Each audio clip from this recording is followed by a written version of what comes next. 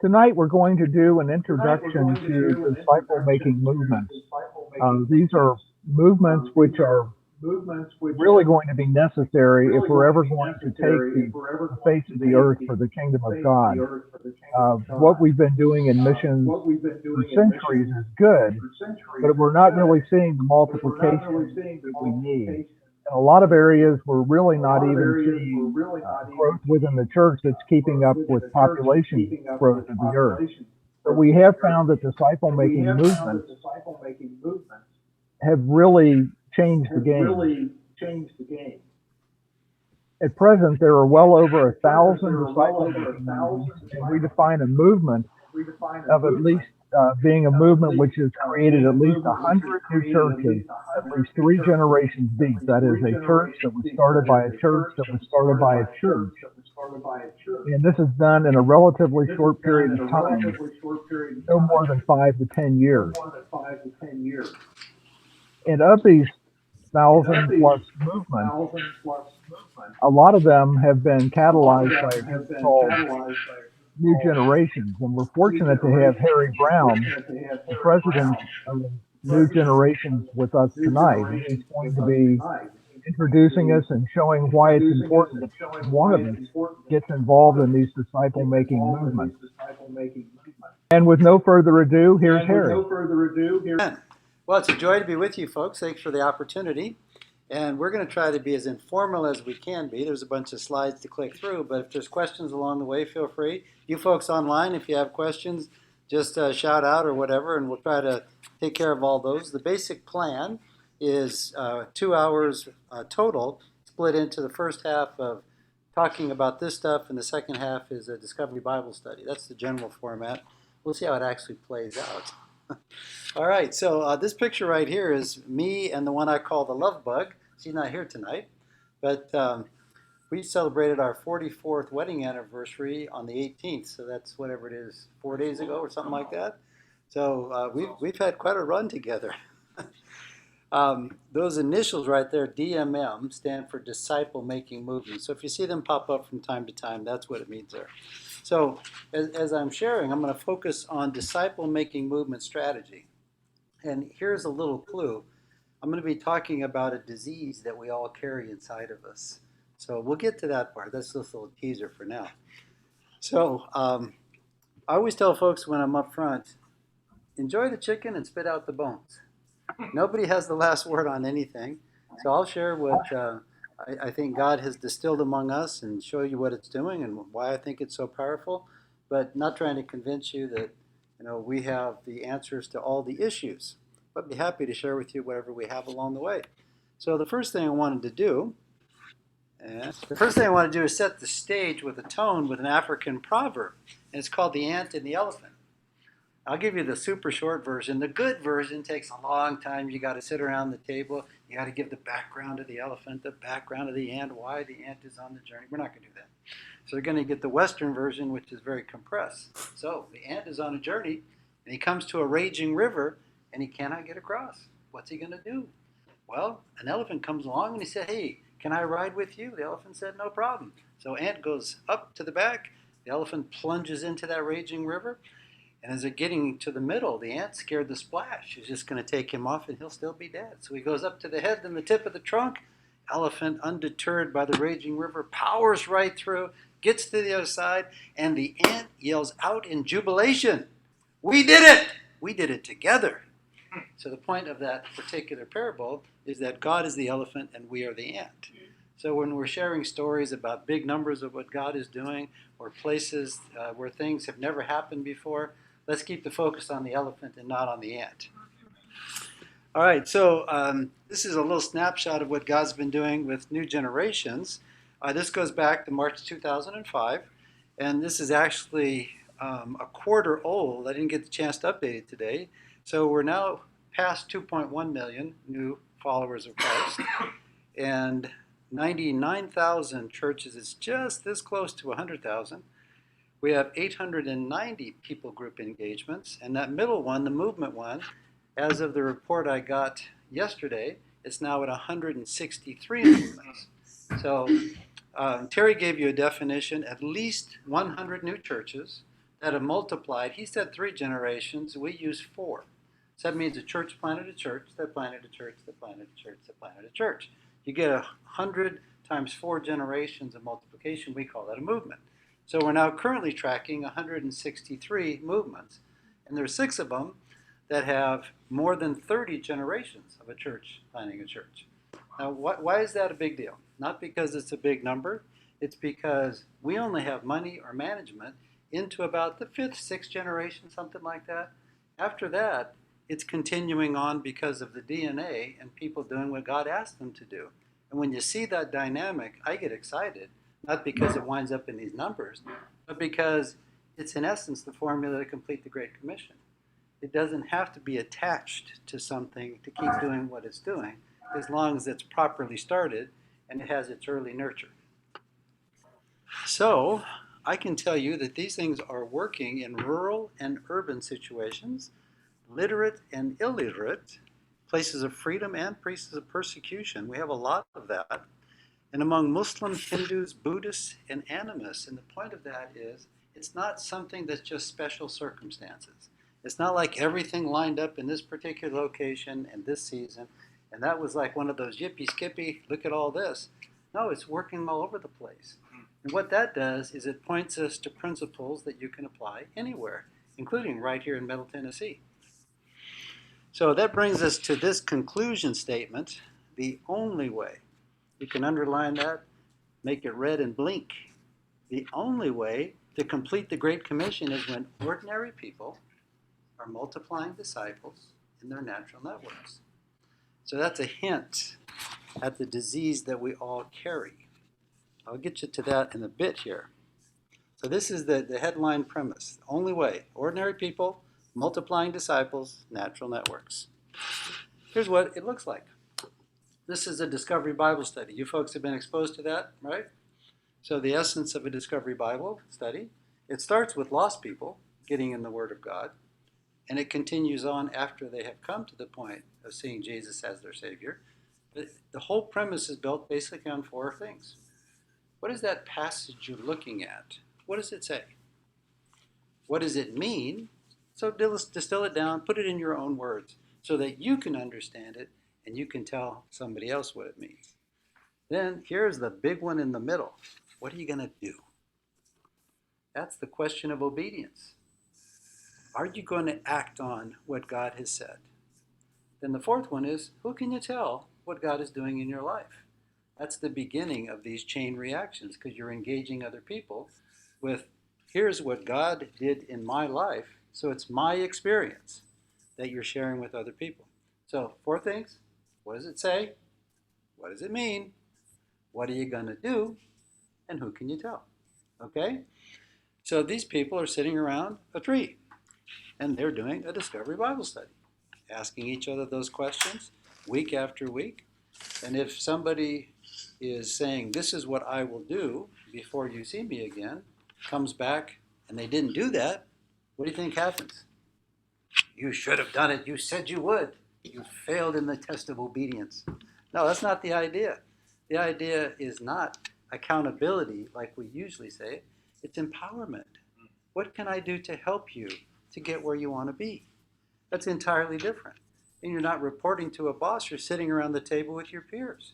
And you all want to get better together, and you all have feet of clay. Everybody blows it on something, right? I usually say everybody stepped in something on the way in. We're all in the same spot.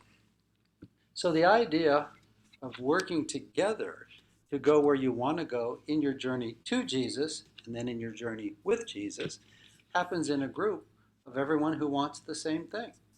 And here's one of the interesting dynamics. If you come into this thing and you're interested in what's going on and you really don't want to obey, you go away. Why? No one kicks you out. But here's how it works in human interaction. If everybody's doing something that the group is designed to do and you choose consistently not to do it, well, there's a lack of alignment. And when there's a lack of alignment, people self-select out. They don't tend to hang on. You're not of the same tribe. Turn that coin over. When everybody is doing what they said and wants to get better together, you get this deep, powerful synergy that winds up climbing the stairs in obedience to Jesus and the refining of his character. And so it works like that in these things called Discovery Bible Studies. So, quick feedback. What are the 4 basic questions? What does it say? Yep. What does it mean? What does it do? What does it do? And what does What are it you going to tell? do? And what's number And what does 4? it tell? Who can you tell? Who can you tell? And because question number 4 says, who can you tell? You get this situation right here.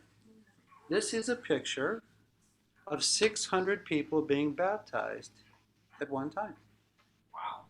And all of them, 100% of these are there because somebody in a Discovery Bible study said, God is changing my life, and they cared enough about somebody they know to share that with them. And that led to this day when 600 people are all saying yes to Jesus and demonstrating it through baptism. Well, this is not like a one-off, it's just special circumstance. This is happening on a routine, regular basis. Between 200 and 1,200, and this particular picture happens in a place of persecution, to where you being baptized could be your last day. Why is that happening?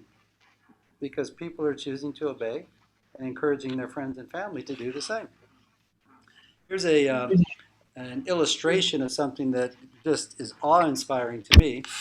This guy, Bahizi, is an ordinary person. He is a money changer at the embassy in Burundi. And so, you give him US dollars, he gives you local kind of money. Just an ordinary guy.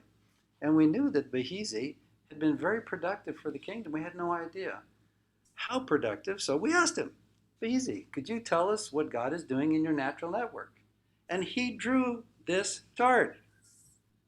The first time I saw this thing, I put my hand on it. It was a piece of paper. And I said, God in heaven, someday let my chart look like that, because it doesn't. You know why it doesn't?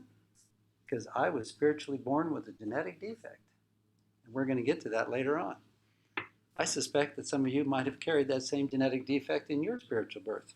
So Bahizi, he is chronicling out as an unpaid person to all of these unpaid people who are now followers of Jesus. And it happened without a big budget, without a big program, whatever. And it happened in a fairly short period of time. You're looking at a couple years of kingdom productivity. And here's the thing that is so intriguing to me. You look at different colors. What are they telling you? That they're different streams in a society. Because the idea of the lost is not only the lost who look like me, or live where I live, or do what I do, or even think what I think. They're all different varieties. And so what he's done, he chose the colors. When I looked at that, I said, you have no idea how profound that is. That you're saying basically, natural networking can, through cross-connecting, get to all the different segments of society. And the more I thought about that, I thought, post-Pentecost on, that's exactly what God did. You think about this for just a minute, and you've got 11 disenfranchised, homogeneous Jews who are the ragtag and the no accounts, the bottom of the barrel, that Jesus looked in their eyes and says, guys, I got to go. But I want you to go everywhere, win everyone, and do it with nothing, right? Boss, you got to rethink this. I mean, it's a stunning kind of a statement. So what do you see as the movie starts to go? Well, you see the gospel gets into Herod's household. That's Jewish royalty. Then you see it's in Caesar's household. This is the epicenter of the empire that's dominating the world. Then you hear it's in the Praetorian Guard. That's military elite. Then you hear it's in Ephesus and Corinth and wherever, which are idol-worshiping centers. But they're also centers of commerce and interaction. Then you hear it's in all Asia. And you hear the whole world's upside down. All in a short period of time with a whole bunch of guys who had nothing. How'd that work? Well, ordinary people were multiplying their disciples in natural networks, and all those cross connections took them all those crazy places. Kind of looks like this chart. Colossians 1:6 says the gospel is constantly bearing fruit. Is that your experience? Is it constantly bearing fruit? In the community that you live, the neighborhood you live, the place where you work, and whatever else, it's not anybody's experience, basically. Why? Because we all have that same genetic defect. We're going to get to that. God says the gospel is constantly bearing fruit in his mind, in his purpose, in his plan.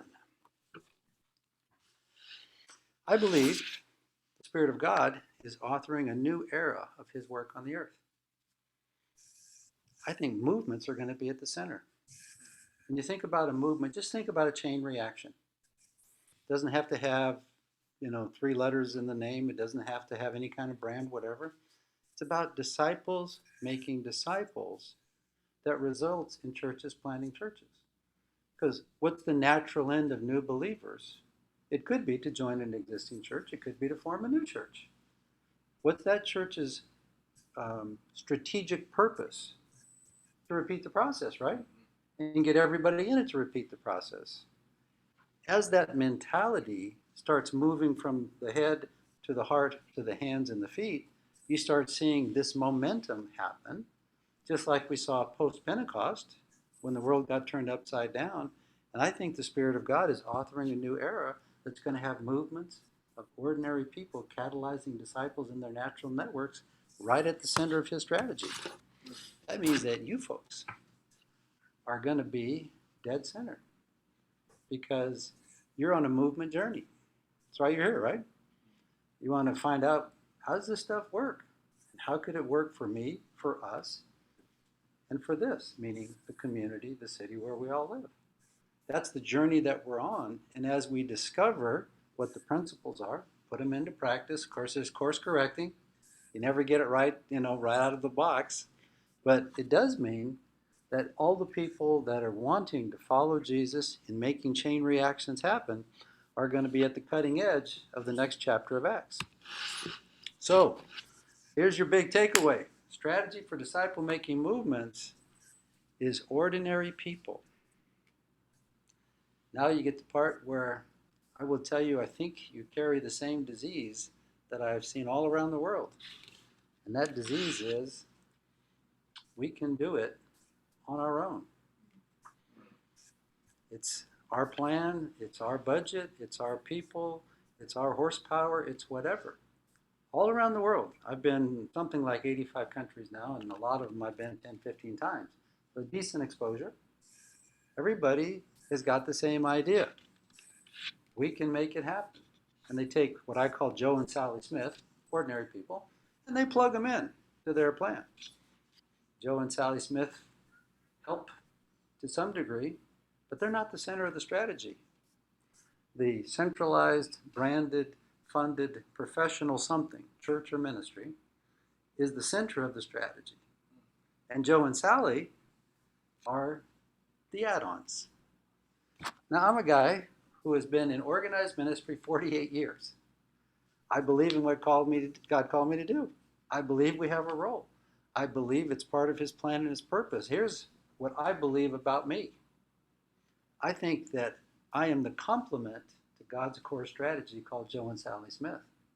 Not unimportant, not without a role, but the center of God's plan has to be ordinary people, or we simply can't get where he wants us to go. So I now look at myself and the organization that I'm part of as a complement to that core strategy, ordinary people. So I'm going to tell you about a life lesson I learned in an inner city ghetto. So when my wife and I first got married back in 1978, we had met at a camp for inner city kids that was evangelistic in nature. And the kids came out of these terrible environments, and their lives were screwed up at a very early age. And we were deeply engaged in seeing if we could bring transformation. The reality was, when they finished camp 10 days, 12 days later, it seemed like there was huge impact. Then they went home and it all evaporated. We'd see them again next year. We'd see them in Bible clubs throughout the year. And it's like, wow, we're starting over. That was bothersome enough that my wife and I said, well, we're going to move into the community and we're going to be constant access instead of this sporadic, kind of a touch and then go. So we moved into a place we knew nothing about, and it became known as the murder capital of the United States because on a per capita basis, more people got dead there than any place else. A festering sore of crime and drugs. 92% of the kids never graduated high school. Just awful, awful conditions. The police had estimated that 3,000 cars a day enter this little community of 20,000 people for drug transactions every day. It's like, this is nuts. So we moved in there, and we paid a lot of price for choosing that location. People would call us names and throw rocks at us on the street because we were the wrong flavor. The house got broken into 5 times, the car 6 times. People would come at night and beat on the walls and scream, we're going to burn this thing down and cook your kids, and all that kind of stuff. And I've got an incredible wife. She never turned tail on that stuff. But here's the upshot. When we left that community, by God's grace, there's a few handfuls of kids whose lives were totally transformed. And that is to God's glory. It's real and it's permanent. It's been reproductive. They've had kids that they brought to faith and so forth. There was a bunch of girls I got to walk down the aisle for the dad they never had. Both my wife and I have kids that were named after us because our lives had a major impact on their lives. Oh, that's neat. But we set out to change a community and it didn't happen. So these days, I would tell folks that an awful lot of what I know about church planning, I learned through spectacular failure in a little community called East Palo Alto. And here's the upshot of that. Service and sacrifice can't replace strategy. We were in there up to our eyeballs. We were 24/7, all in. Both of our kids were born there, and people said they're so white they glow. we're just part of God's pink people. We're hard to hide. And that's where the kids were, and that's what we chose to do, and we're very grateful for it. The bottom line, though, is we did not bring transformation to that community. And the reason why is that we had no clue what we were doing. God said, my plan is ordinary people making disciples in their natural networks. We wanted to serve in every capacity, from fixing busted bicycles to helping people with their tax return to visiting moms in jail and, yada, yada. And we had nonstop kids in the house, and we did everything you could do frenetically, and yet we ignored the centerpiece of God's strategy. It's not about me. It's not about what I can do. It's about getting people to follow Jesus and getting their friends and family to do the same. And we didn't do that. So that was a life lesson I learned the hard way. 1 Corinthians 9:24 is one of those verses that just has powerfully impacted me. It says, run to win.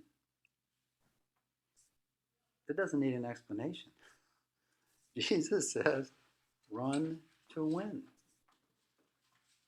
This is not the Special Olympics where you get a participation ribbon by showing up and having a good attitude.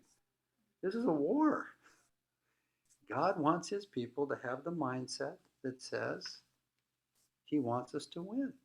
And he expects the strategies that we utilize to be able to produce that result. Anything less than that, I call it highest and best, is just not satisfactory from God's perspective.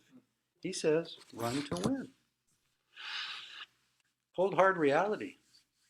We're winning some battles. You probably hear presentations about some great things that happen here or there, whatever, and I'm sure they're true, and we should celebrate. There is no reason not to affirm. Honor to whom honor is due. But if you zoom back out and go to the big picture, we're not winning. We've been banging away at this for over 2,000 years, right? There has been bazillions of dollars that have been invested. And we're still, at this point, losing market share. The best case that you could make is around 15% of the world's population are followers of Jesus. Now, people will tell you it's 30%, which is 2 billion or so, because they take the big elastic definition of Christian and a whole bunch of stuff that is either not Buddhist or not Muslim or not whatever gets dumped in that bucket. So if you get it down to, people that say, yeah, I'm a follower of Jesus, you're down in the 15% range. So here's something that's not rocket science, but it is sobering. 15% success is 85% failure.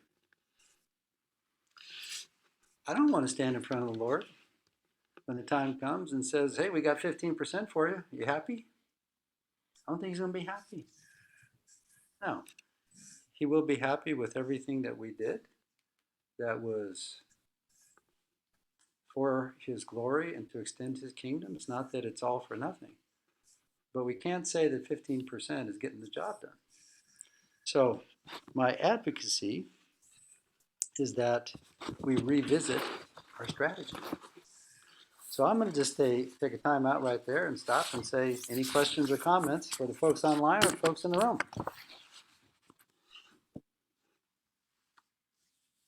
You may touch on this, but I agree that and I'm waiting to learn more about the strategy. But there are those you share the gospel with and they refuse. Absolutely true. So I don't know that I count that a failure so much. No, in that particular illustration, faithfulness is what you're required to be. Faithful is what you're required to be. You can't make that decision, and you did what you're supposed to do. So, spreading it to those who have never heard and keeping on preaching to those who have heard. Yes, definitely. I agree that we're not doing as we should there. Yeah, and the collective we, meaning God's people all around the world, it's actually very rare when somebody's engaging anybody, let alone has an ongoing engagement that has strategic intent. Meaning, I'm going to connect with you. I'm going to listen to who you are. I'm going to show I care about you.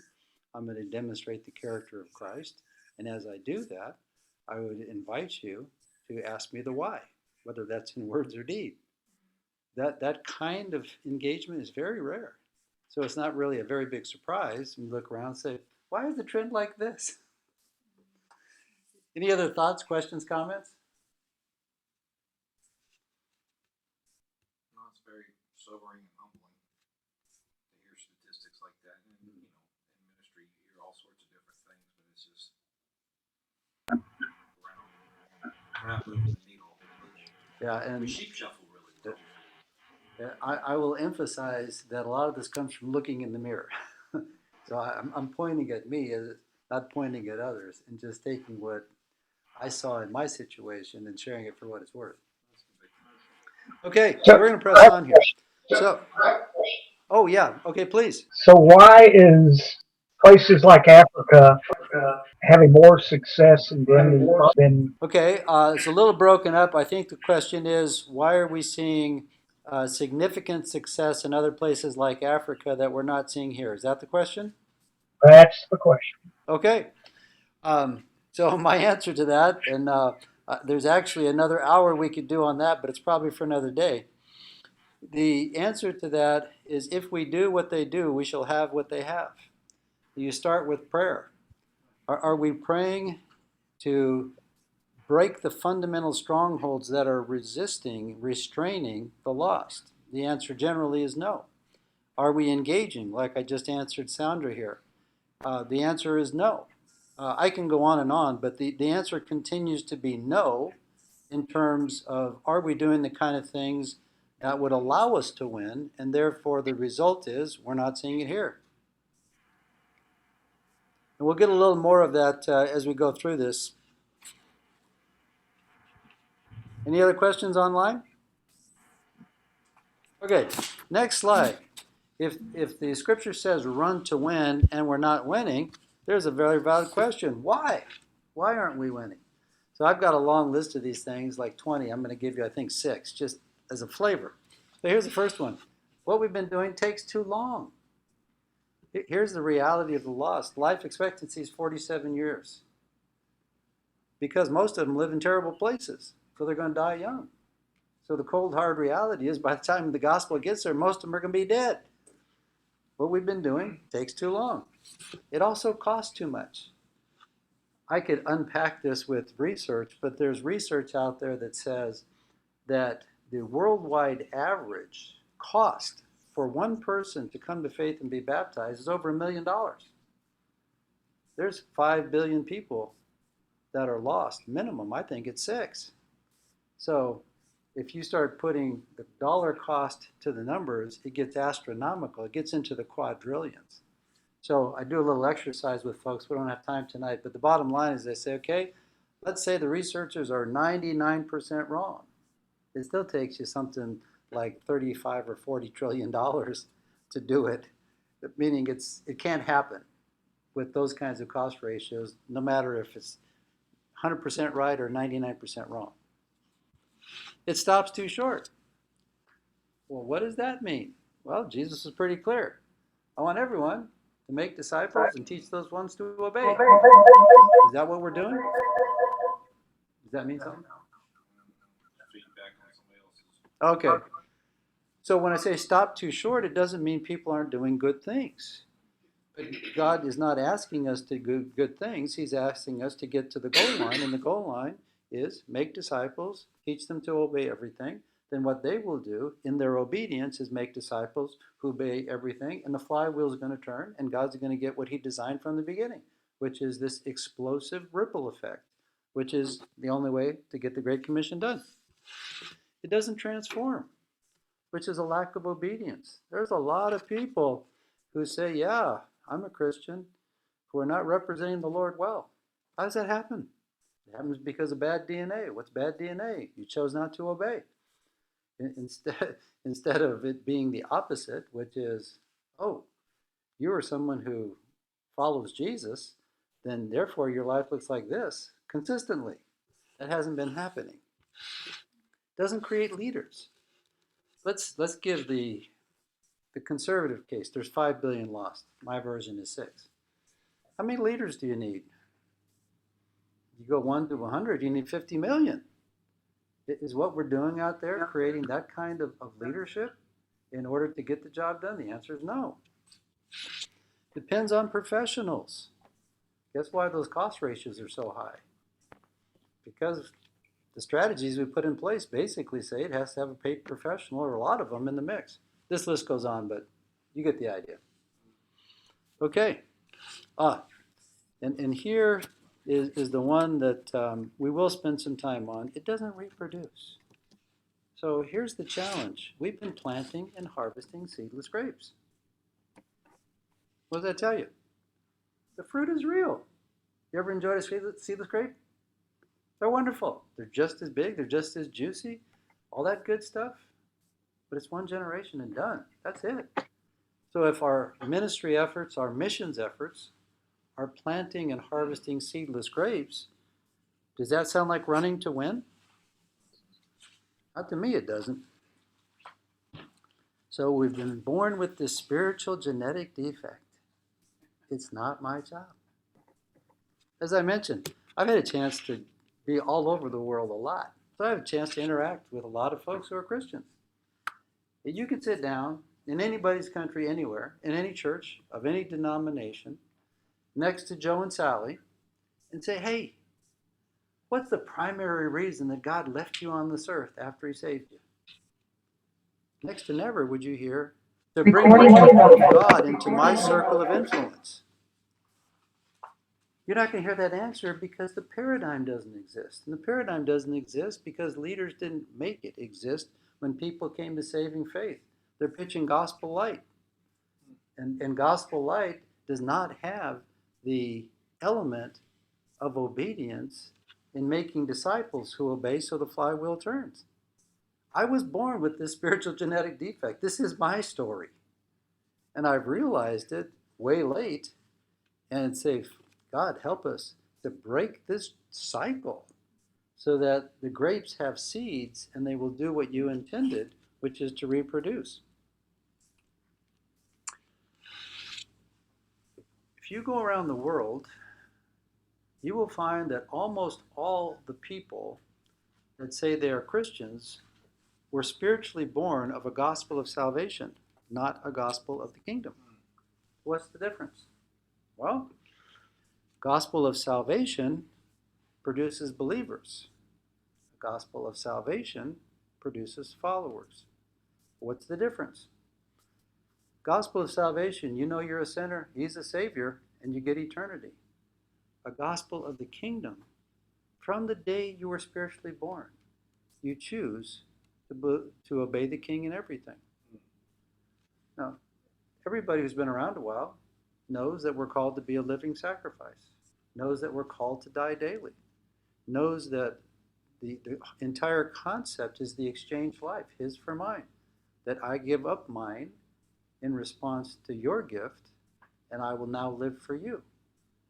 That is not in the DNA of most of what's called Christians. Here's the satanic deception that's behind that. The enemy has got us to believe this, and it's got to stop. We treat the idea of make disciples and teach them to obey as if it was on the list of spiritual gifts, and I didn't get it. So the net result of that is I can be on the sidelines guilt-free because I didn't get the make disciples spiritual gift.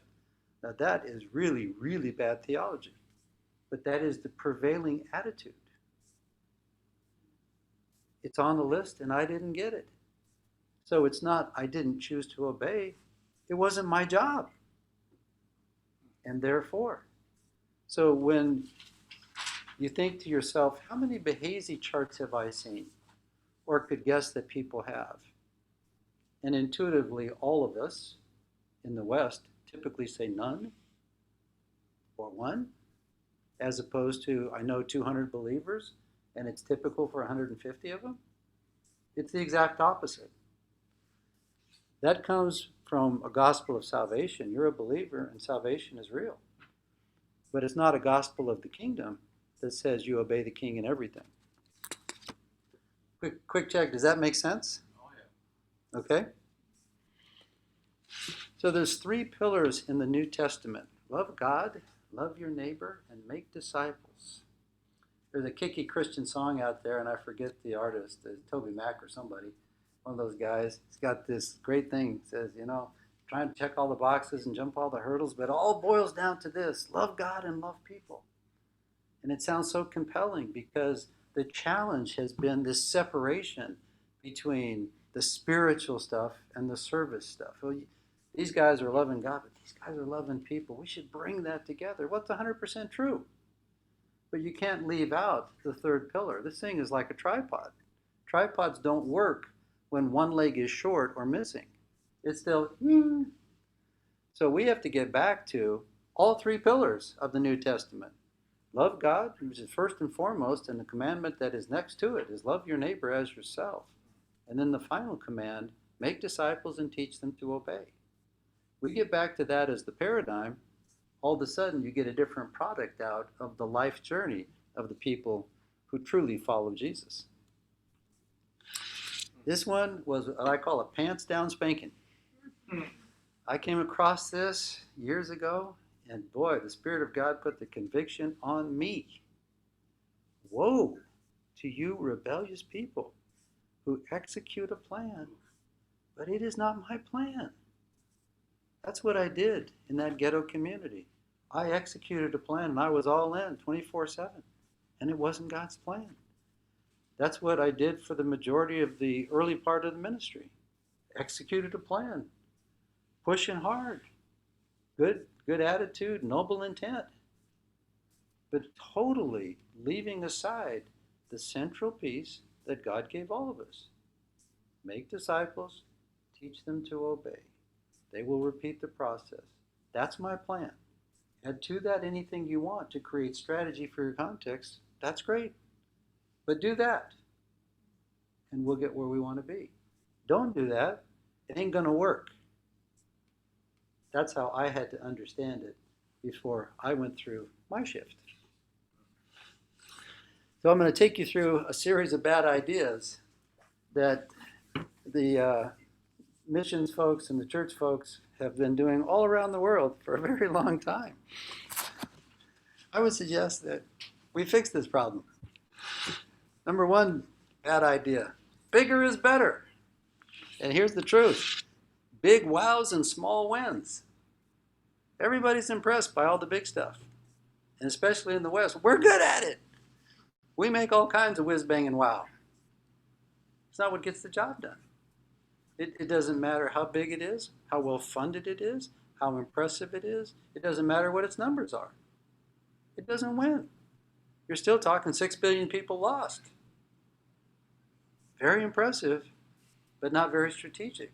It's Joe and Sally in their natural network. It's little microcosms where they do what God asked them to do, and you help them because you're leaders. And that's what can get everywhere and win everyone. Okay, that's bad idea number one.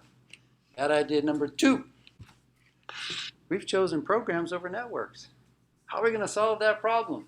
Well, we'll design a program, and we'll build a budget, and we'll find somebody to lead it, etc., etc. As opposed to saying, you know what? God gave everybody a unique asset. It's called their network. No two are the same. It's like snowflakes. If we could give them the idea that the sovereign God is going to use them, and he's going to use his power to make the connections with the folks that they know that you don't, and you're going to give them the invitation, like Sandra said. You can't control the decision, but you gave them the opportunity. Well, networks will be programs over and over and over again. You just can't have enough programs, and they can't have the diversity. You don't have the money, you don't have the staff, and da-da-da-da. All that is true, and it's not like programs are bad. I'm not knocking it. But we're talking strategy here. Strategy is what? Somebody tell me. Starts with an O, and there's a second word starts with ordinary people. That's it. Okay. We traded relationship for an experience. What happens in a program? A defined experience, right? And sometimes we hope that experience is salvation. It's not always. Sometimes we want that experience to be entertainment or for someone to help solve a problem or whatever. It's not bad. But if that's your central strategy to get the Great Commission done, you're going to be severely disappointed. Okay, bad idea number three. We chose few over many. We have outsourced the Great Commission because we said it's not my job. So it's obviously somebody's job, so it must be yours. And by the way, we pay you to do it. So why don't you do a better job? Because there's a lot of lost people around. Let's get after it here. We can't do it with few. The nature of 6 billion, not only are they very dispersed, they're everywhere, they're very diverse, so nobody can make all the adjustments necessary for that the diversity, and they're very difficult, because if it was easy, it'd be done. So you got to put this thing into bite-sized pieces. The bite-sized pieces is where the many are all taking a bite, not just a few trying to eat the whole apple. We gave away the opportunity to scale. We changed the definition of success. We said we built a bigger box and we filled it up. And we called that the end of the story. It's not bad, it's great. But is it going to get the job done? There is no chance, none. That's not the formula to actually win. Back to 1 Corinthians 9:24. Okay, that idea number 4. Outsiders over insiders. You know what people are the same all over the world? Outsiders are at best awkwardly accepted. Insiders have the kind of equity that allows them to have influence, and influence is where the gospel starts to ripple. And it doesn't matter how attractive you are as an outsider, you just never can be the insider. And oh, by the way, it takes a lot of time and effort and sophisticated skill for an outsider to even be an acceptable outsider. Most of them are just rank failures. So if we're going to leverage the entire strategy on the idea that outsiders are the formula to win versus insiders, well, once again, we have given away the opportunity to truly win. We traded the natural for the artificial. Artificial stuff doesn't last long and it doesn't transfer well. It's just not a good idea. All right. I'm going to move on here. All right, so we've all heard the scripture. The harvest is plentiful, but the laborers are few. So what is the fundamental problem here? Oh God, send more laborers because there's not enough. Well, yeah, a little bit. How about we realize the workers are in the harvest? How's that true? Well, because when somebody comes to faith, they have a natural network. Who are they best positioned to have influence over, which is how the gospel can ripple? And who do they have by way of cross connection that you'll never meet? Because everybody knows somebody you don't. Well, if in fact we had the kind of glasses on that says, you know what? This is untouched territory. We're going to ask the Lord to give us an entree. And when somebody responds to Jesus, we're going to make sure that that person is the center of the strategy going forward for the rest. Instead of pulling them out of that and saying, why don't you come over here and be with this crowd that you're not very similar to, and we'll keep sending in people looking for one instead of shooting for hundreds and thousands. And are we grateful for the ones? Sure. Is that a strategy to win?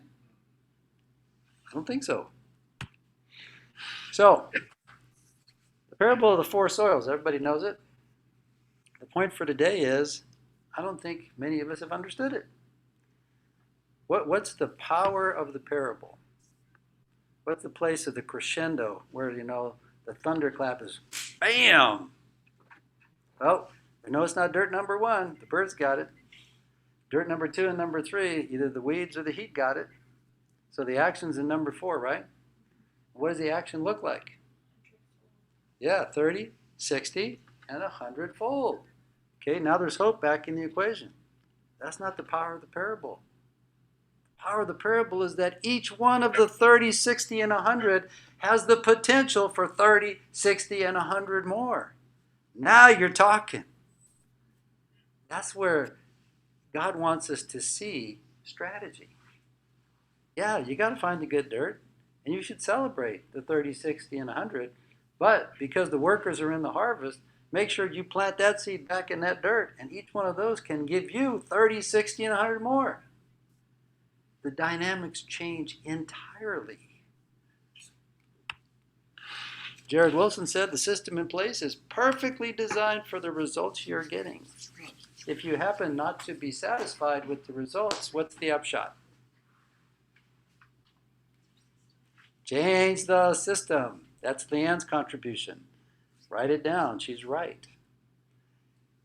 All of us, whatever system we're in, whether it's our cul-de-sac, reaching our neighbors, or if we're leaders in churches or leaders in ministry, doesn't matter. You got to look at the system and say, is what coming out the other side represent success from God's definition? If it doesn't, then you revisit it. And that's a healthy thing. It happens to all of us.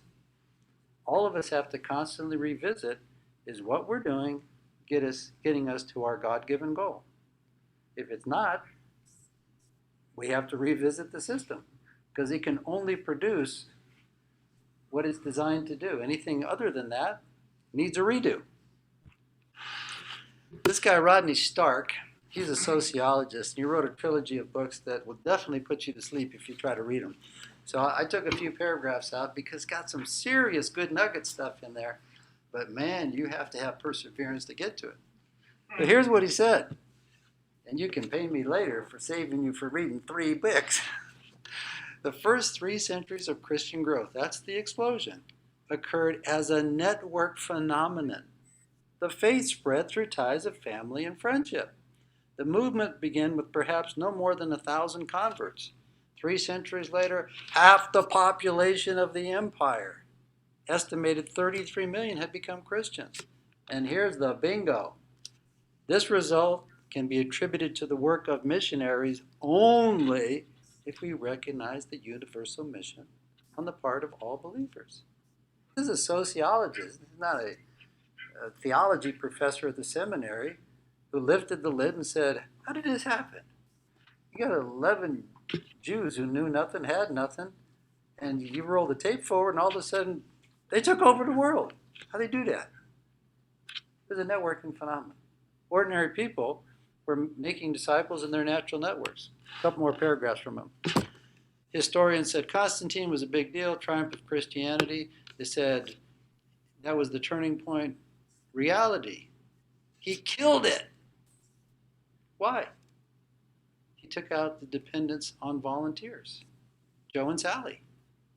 He took it from a popular mass movement supported by the members and run by amateurs.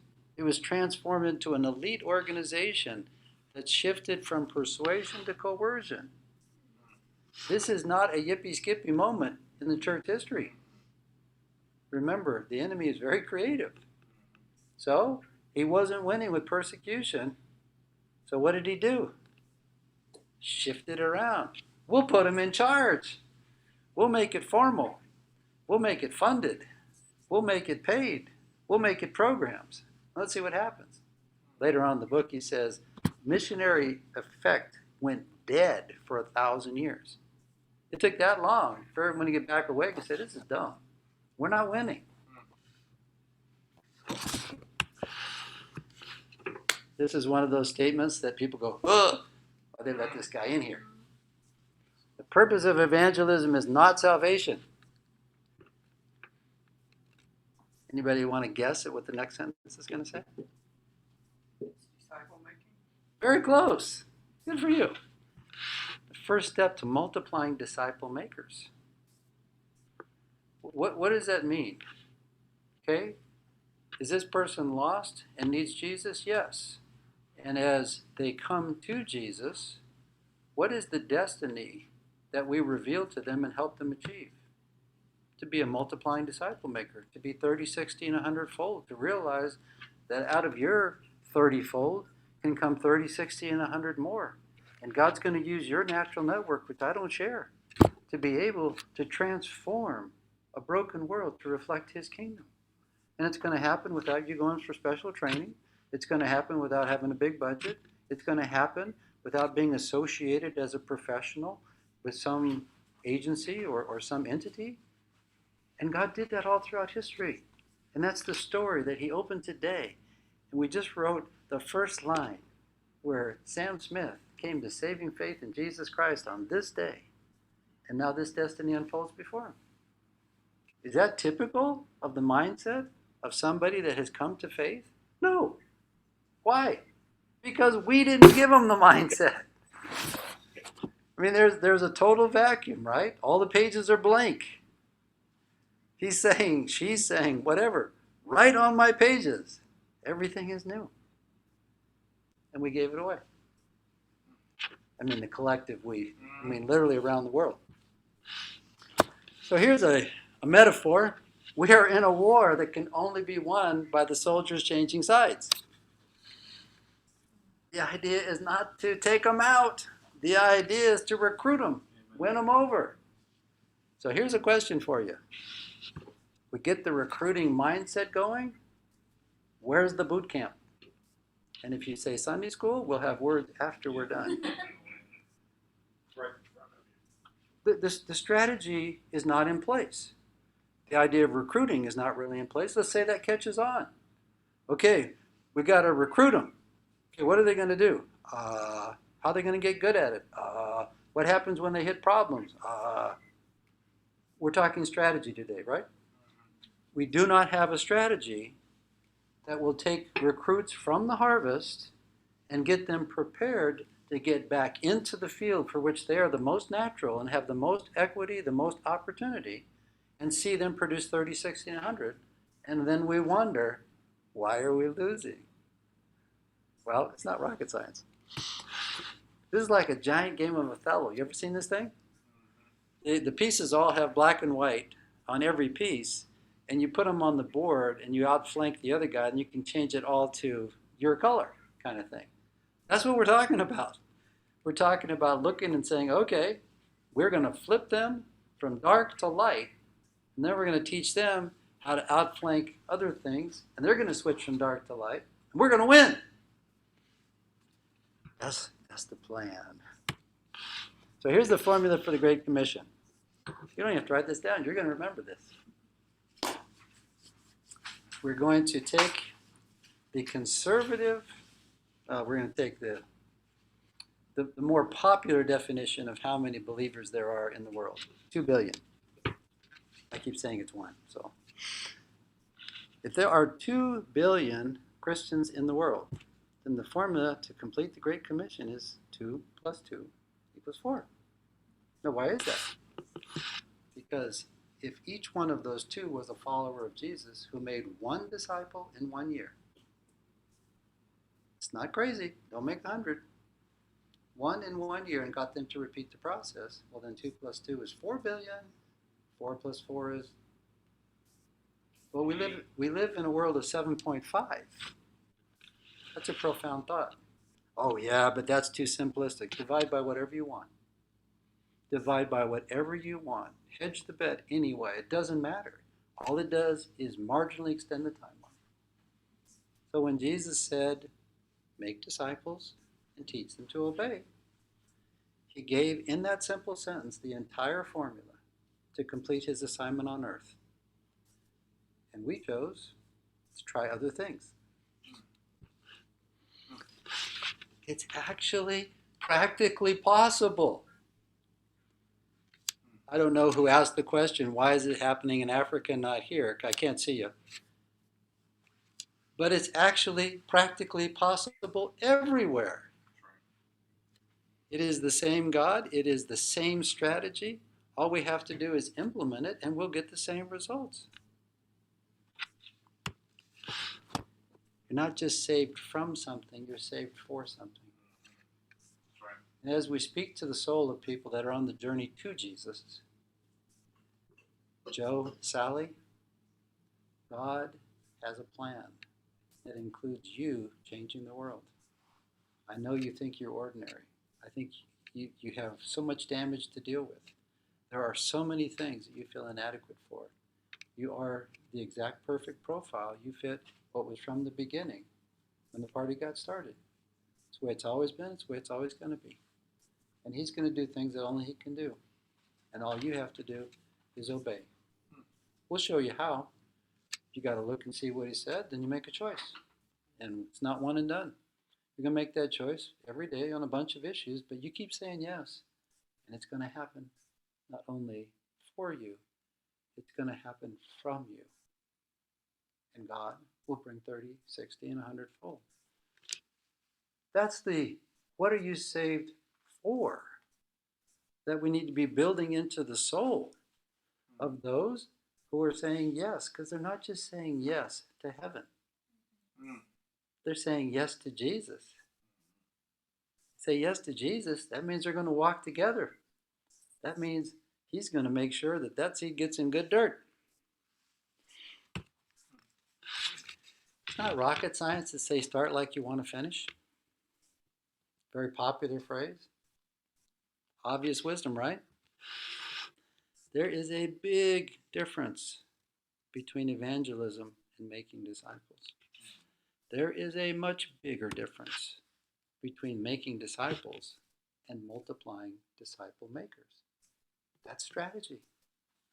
What did you set out to do? Get people saved? The purpose of evangelism is not salvation. If that's what you intend, that's what you get. Do you intend to make disciples? If you do, you'll have seedless grapes.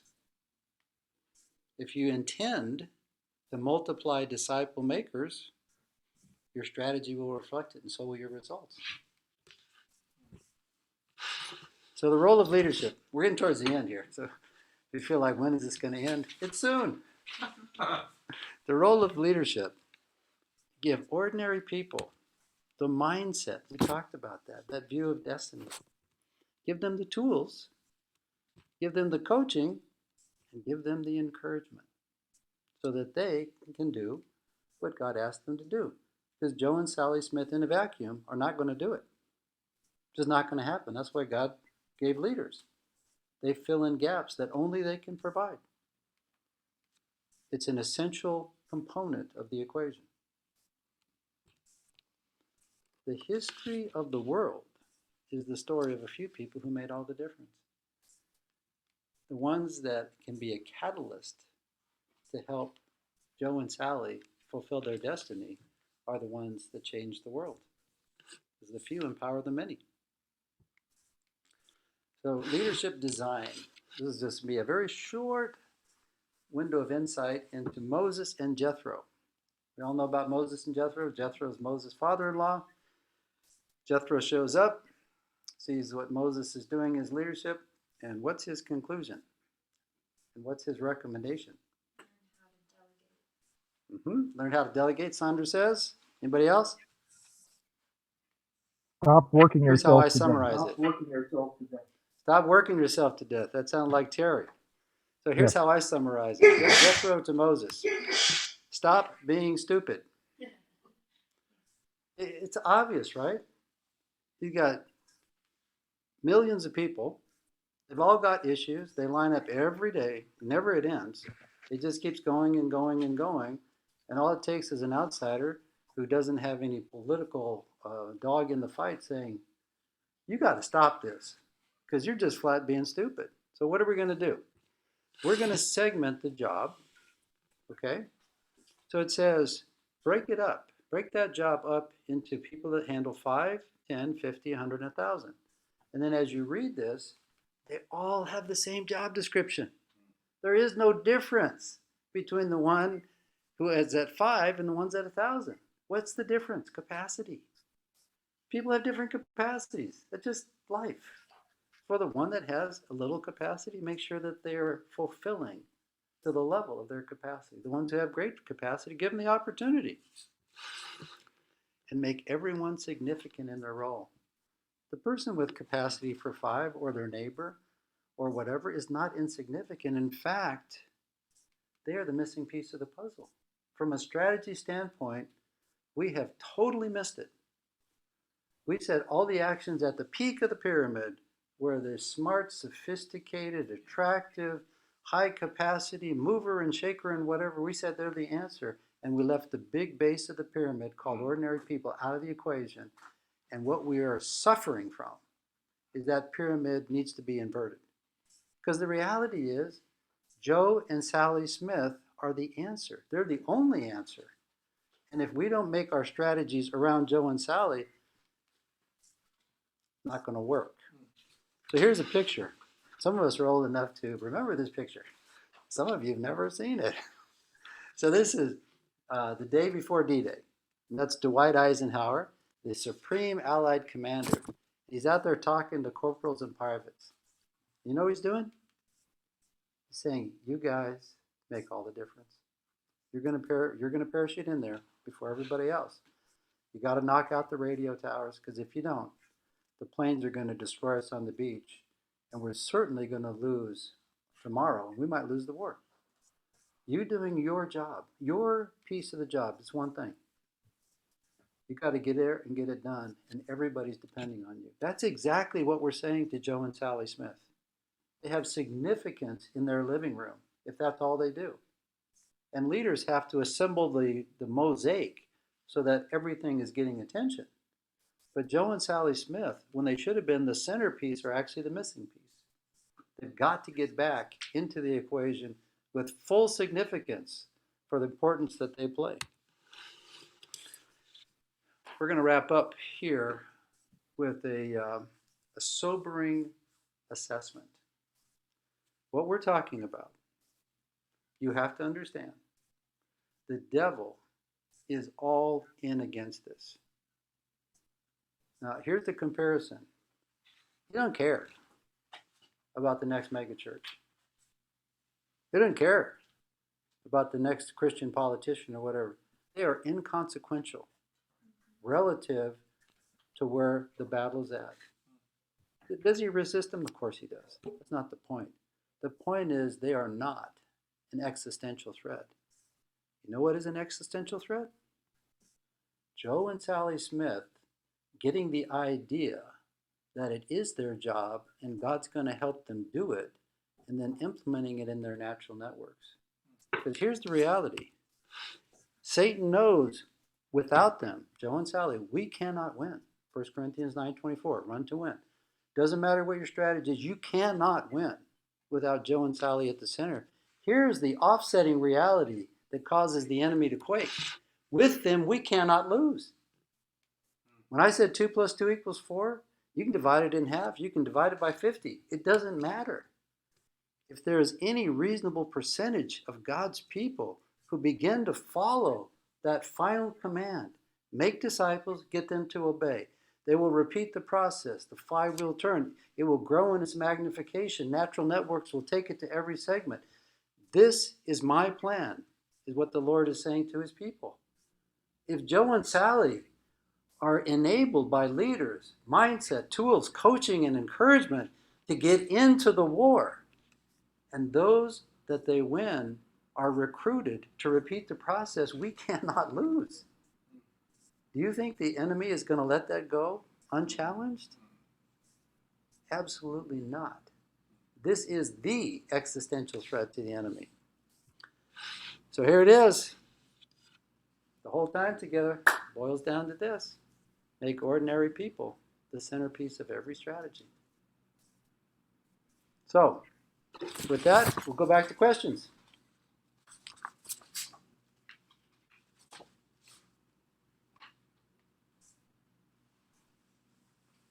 You answered all the questions already. Oh.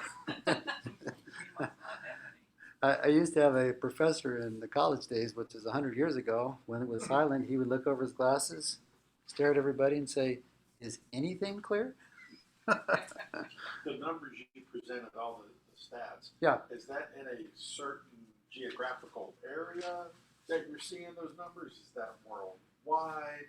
It's relatively speaking worldwide. We're currently in 59 countries, and we have engagement in 890 people groups, which is a pretty wide dispersion. So when I put up that it's working everywhere, it's working Muslim, Buddhist, Hindu, atheist, animist, it's working literate, illiterate, persecution, freedom, etc. Representatively, it's working everywhere. I mean, we're not in every corner of the world, but Right. we're tracking it working very broadly, so it's not special circumstances. Right, because you hear the stories about Korea, Mhm. Southeast Asia is really, really booming. China, Mhm. I don't know how hard it was to get stats out of China. Hard. It's so, but from what I understand, I just read a fiction book about the persecution of Christians in China, based on true story, but fiction with the places and people. Safely Home. Phenomenal. That is a soul-stirring book. Phenomenal. It is- I it read is. it very quickly. Everyone should read it. Yeah, What it's is very it? good. Safely Home.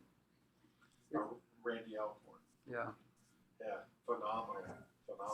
She can tell you, man, you read that fast. I can put it down. Yeah. Yeah. It's really It's that good. kind of book. So, online crowd, questions from you folks?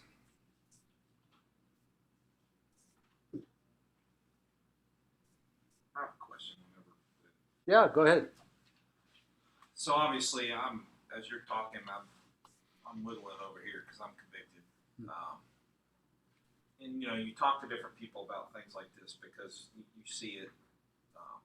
It is effective. Like we know, Leanne knows too, a ministry in New Orleans that is using Discovery Bible Method and making disciples and all that stuff. And then you talk this about with other people that are in ministry vocationally, and they say, "Hey, it sounds great, but how do you navigate sound doctrine and making sure that the movement that are continuing to ripple out are handling this rightly?" Mhm. And I can imagine, obviously, prayer is a big part of that, but Sure. what do you say to that person that says, "Hey, it sounds cool, but how do you keep them from going off the rails theologically?" Yeah. You can ask it 100 different ways. It's the quality control question. How do you make sure things stay on track? Fair Mhm. enough? Yeah. Okay. So there's two parts to this answer. The first part is, how's it working for us here? And the reason I ask that is because when people ask the question, they're assuming that what's in place in their context is working well Right. to guard against heresy. Right. And it's like, we're in a sad state of affairs. Yeah. So what we currently have in place in the developed Old Church West is not the answer to keep heresy out because it's rampant. Oh yeah. So I'm not saying that other things are perfect. I'm never going to say that. But I will say that the things that people intuitively point to as the way to protect against heresy are not working to a very large degree. So that's one side of the coin. Now we're going to go to the other side of the coin. Okay, so there's 5 hedges against heresy, but the caveat is there's nothing perfect on this earth. The devil is active and people screw up. So it's going to happen. So what are the 5 hedges? The first one is, as you said, the power of prayer, because the parables of the sower tell us about the birds get it and the weeds get it and the heat gets it. And so prayer is a part of the process before it's rooted and reproductive. So another one is people are being born and bred from day one of an obedience DNA. A DNA of obedience is an antidote, let's call it a hedge against heresy. There's nothing perfect, but a hedge against heresy. The third is a group process. So let's say that we're a Discovery Bible Study. We started together, we continue together. And you have to ask yourself the question, where does heresy come from? So simple version, big egos who want to twist scripture for their own purposes. I mean, you pick them. There's all kinds of them. They got big, long names and whatever. You boil them all down. Yeah. Somebody steps in and says, I have the answer. Listen to me. Don't pay attention to it. Well, it happened in the first century church. Yeah. It did. So in the group process, there's training that says we're going to stick with what's in the passage. So don't bring in what Dr. Phil said, and don't bring in what, some book you read and whatever else. We're sticking to the passage. What is it saying in there? Okay? So, sorry. Then, as I mentioned before, the lack of obedience results in a lack of alignment that tends to have people self-select out. What's the upshot of that? That as things reproduce, relatively speaking, there is purity in the DNA. Again, nothing's perfect. I'm not saying that. But the self-selecting, weeding the garden process is keeping a lot of those dynamics out of the equation. And of course, then the fallback, the fifth one, is sometimes leadership has to intervene. And when you see that there's cancer, it has to be cut out. Is that a common occurrence? No, it's a rare occurrence. You're thinking about, okay, people before they were saved were engaging God's word with an attitude of obedience. They developed the habit pattern of obedience. They have a group that reinforces obedience, and they have a culture that says, that's not in the passage. That's a nice idea, but that's not for here. What we're talking about is what God's word says. Yeah. Now, with that piece right there, you have a coach. The coach, when she sees things drifting, what are they supposed to do? Jump in the middle and say, stop it. No. You do what coaches do. We're going to look at these scriptures around here on that topic, and I want you to go deeply in them and see what they say relative to this issue.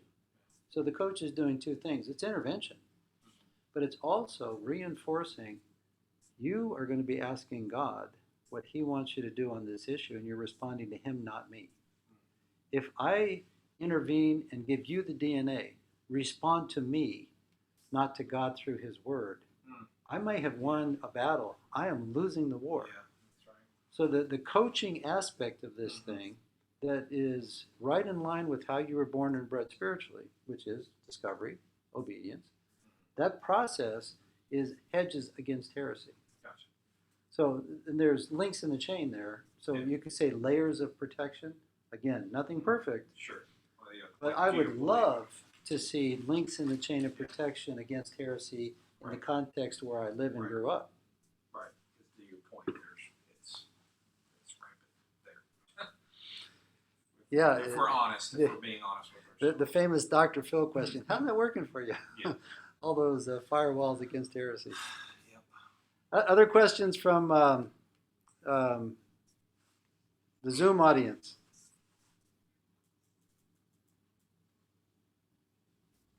Okay, I'll sit down and you can go to whatever's next.